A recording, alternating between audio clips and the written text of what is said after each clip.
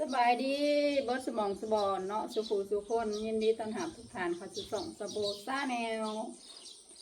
เมื่อในกาสโบคลิปนี้เนาะสโบกาสิไปทำภารกิจให้ผู้ใหญ่ใจดีอีกเส้นเก่าเส้นเคยเนาะพี่น้องเพราะว่าภารกิจที่ผู้ใหญ่ใจดีเพิ่นมอบให้สโบสานต่อยังบ่ทันได้สำเร็จเนาะก็คือให้สโบเอาเงินที่เพิ่นเสียเฮ็ดโรงทานเนาะพี่น้องก็คือเพิ่นฝากมา$300เนาะก็คือไปให้ค่าก๋วยเตี๋ยวซาออน$200ก็แล้วก็เอามาให้ค่าเพิ่นสิเอาน้ำอ้อยอีก$100เนาะ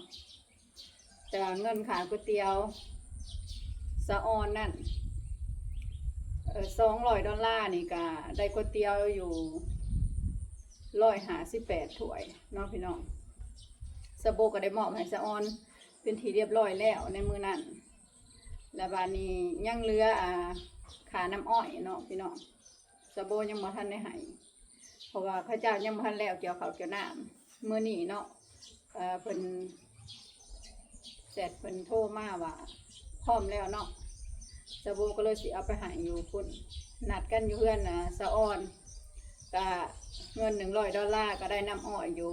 215จอกนี่แหละคือว่าเนาะพี่น้องกันสโบ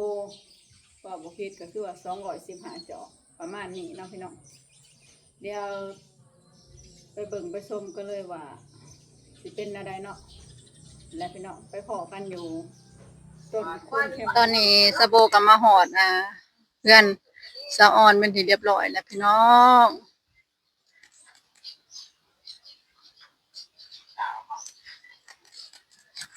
เดี๋ยวเฮาก็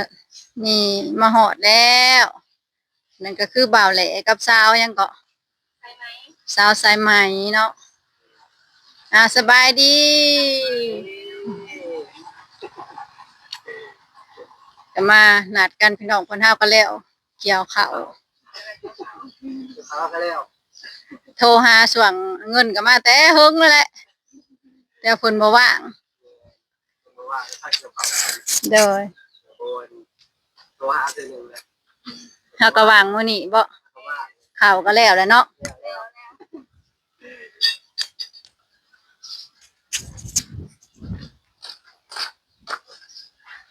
เอาธงก่อนเด้อพี่น้องเอ้ย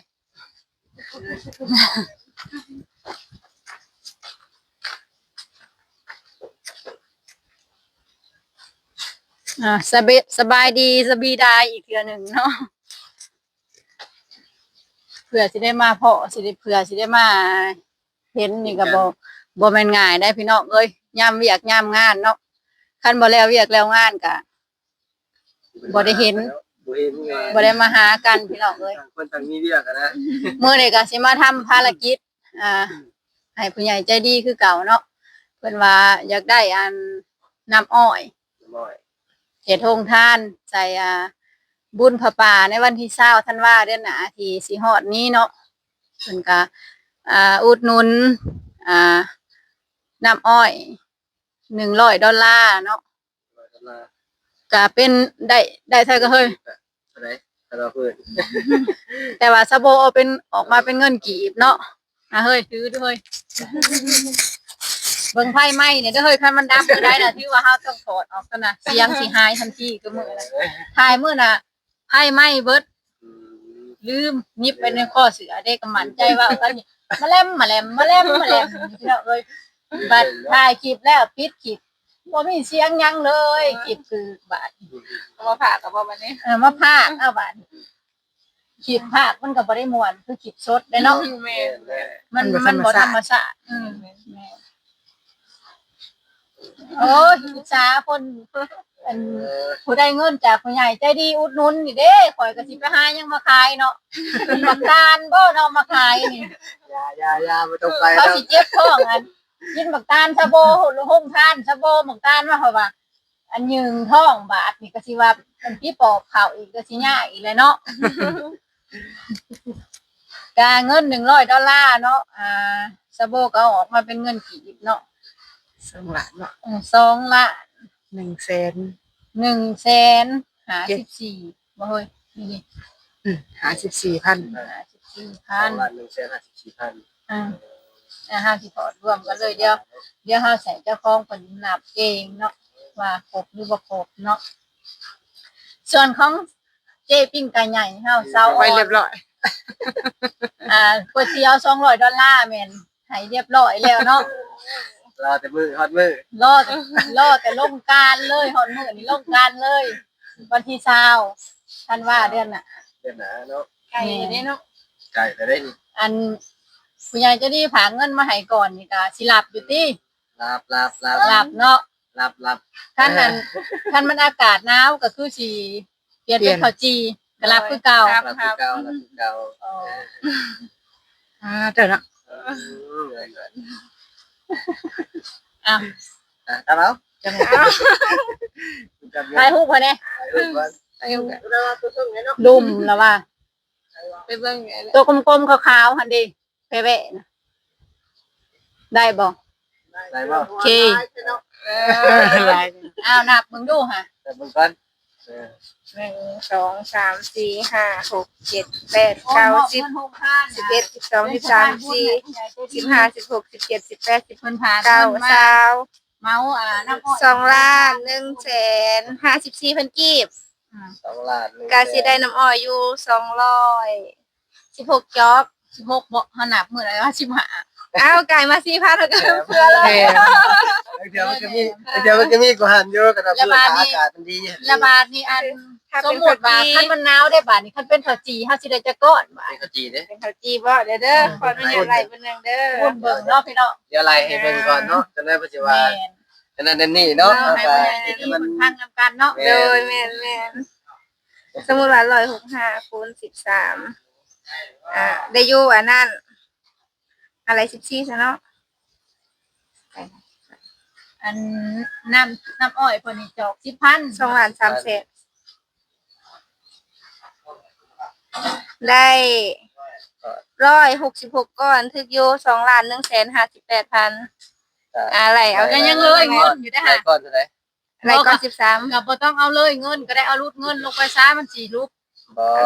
อ่า เท่าไหร่ ได้ ร้ ร้ อ อย ย เงินมันแค่54บ่ฮอด58 เอาบ่เป็นหยังเลยในหนึ่งได้ได้อยู่166ก้อน ถ้าเป็นข้าวจี ถ้าเป็นข้าวจีได้166ก้อน 166ก้อน ถ้าตกข้าวจีก้อน ก้อนละ13,000 มันกีบ เอาไม่ไปหายเบาเบา อันคันเราฟื้นเนาะอันเป็นข้าวจีก็คือแบบว่าถ้าเท่าไหร่เป็นอันก้อนก็ถือก้อนนึงละ13,000กีบ ด้วย ก็จะได้อยู่166ก้อน 166ก้อน ถ้าเป็นน้ำอ้อยก็จะได้อยู่200กับ16 16จอกสวัสดีพอตอนนั้นมันสิถึงเนี่ยจอก10,000กีบแล้วนะ จ้าดีใจหลาย ดีใจเลย นี่ก็กำลังอุ้มท้องหาเรื่องชายแล้วว่าสามีได้เงิน หาเงินไว้ก็ลูก ลูกเนาะ ตุนไว้เป็นพันไว้นะ ตอนนี้ก็ถือพาได้5เดือนไป ได้กันเนาะพอฟื้นนี่ก็ได้เงิน พอดีถอนเงินไว้ก็ลูก ผู้ใหญ่ใจดีเพิ่น แม่น มา อุดหนุนน้ำอ้อย น้ำอ้อยเนาะ ดีใจเนาะ ดีใจ ดี ดีใจแฮงแม่น แล้วก็ถาบ่ได้น้ำอ้อยเนาะเพิ่นก็สิเป็นข้าวจี ข้าวจีปาเต้ ถ้าว่าบรรยากาศมันหนาว แม่ ว่าง่ายๆถ้าอากาศบ่หนาวก็ได้ข้าวจีได้น้ำอ้อยคือเก่าเพราะมันสิหลายเด้น้ำอ้อยมันสิหลาย ตั้งแต่ขายข้าวจีบขายน้ำอ้อยมาก็บ่เคยถึกเหมาจักเทื่อได้นี่ครั้งแรกแม่นบ่เคยถึกเหมาจักเทื่อยกบัดเดียวเลยเนาะ200ถ้าไปเลาะขายก็หลายมือเติบ 2-3มื้อ จังได้การขอมกขอบใจเนาะผู้ใหญ่ใจดีเนาะทางได้อยู่ดีบ่ที่ว่ามาเป็นอันเจ้าภาพโรงทานเนาะโรงทานนั่นในงานบุญผาป่าของกันบ้านศรีสว่างใต้เฮาเนาะเมืองไสผู้ทองเขตสวรรณเขตเพิ่นก็เป็นเจ้าภาพโรงทานอันนี้คือ เจ้าภาพอันบุญพระป่าก็แม่ บุญผาป่าก็แม่นโอ้บุญผาป่าก็แม่นเพิ่นอ๋อ มีฐานสมบูรณ์วัฒนาแล้วก็มีฐานน้อยปัญญาทอง โอ้ แล้วก็มีฐานบุญส่วน พิญญาแล้วก็มีคุณแม่วิไลคำมณีวงศ์สี่ท่าน 4 ท่านโอ้จะได้ก็จะได้ก็ขอบคุณขอบใจหลายๆเนาะที่ว่าเป็นเจ้าภาพคือของเฮากับเพิ่นคือเป็นเจ้าภาพที่ว่าน้ำอ้อยว่าง่ายๆก็เนาะทางนี้เป็นนั่นเจ้าภาพอันลงทานน้ำอ้อย โดย จะได้ก็ขอบคุณขอบใจหลายๆก็ขอให้เพิ่นอยู่ดีมีแรงสุขภาพเข้มแข็งว่าง่ายๆก็ร่ำรวยอะนะร่ำรวยกว่าเก่าได้ ย่าง ให้มา4 ล้านบ่หรือว่า100 1 ล้าน2 ล้านเนาะ2 ล้านนั่น154,000เนาะก็ให้ได้กลับไปอัน200 ล้านหรือว่า2,000 ล้านเนาะ ทานมื้อเช้าเลยเข้ามื้อแรง เท่าไหร่ก็อุดหนุนซอยลายเถือเนาะ ถ้าว่าอยากกันว่าง่ายก็ถ้าจะเป็น อยากเอาไปแจกใจเนาะ ทางใด แม่น ก็จะ นำโรงเรียนหรือว่าน้ำงานต่างๆเนาะ แม่นติดต่อได้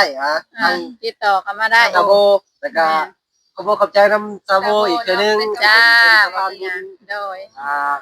เป็นสะพานบุญมาเนาะว่าง่ายๆ แม่น เอาได้หักเงินนำ แม่นถ้าเป็นตัวแทนตั้งหนาให้เพิ่นเนาะมามอบเงินให้ ขอบใจนะเพิ่นหลายๆเนาะ โดย สุขภาพแข็งแรงแล้วก็ สา ดี ธุ มีแรงว่าง่ายก็ร่ำรวยโดย ไอเฮ็ดแบบนี้คลิปแบบนี้อันยอดหลายๆว่าง่ายๆ โดยขอบใจ ส เลย นั นะ บสนุนเพิ่นหลายๆว่าง่ายๆ โดย เป็นสะพานบุญ โดย บ้านเฮานี่แหละ โดยทางซาโบแล้วก็ทางผู้ใหญ่ใจดีทาง UTA เนาะ โดย เฮาขออยู่ดอกน้ำให้เพิ่นออกน้ำแล้วก็แล้วแหละ แม่นก็สิบ่จือเนาะ แม่นี่ก็สิบ่เจอเด้อ ถ้าคุณหมอมาเข้าคลิปก็ยังบ่เห็นมาอยู่ ได้เงินเป็นลงทุนแล้วบัดนี้ เอาไปต่อยอด ไปต่อยอด เอาไปต่อยอดเอาไปลงทุนเสริมสร้างเสียนรอดหามือเฮ็ดโรงทานเนาะวันที่20เดือนหน้า เก็บไว้แล้ว เฮงๆมันๆแล้วเฮ้ยได้ไป2 ล้านก็ต่อยอดมันได้3 ล้าน4 ล้าน เนาะพ่อแม่พี่น้อง เออ เจ้าหน้าที่แล้วชาวพินได้พี่น้องเป็นมือกล้องให้นี่เอาบอลวิดีโอมาแล่นติ๊กขนาด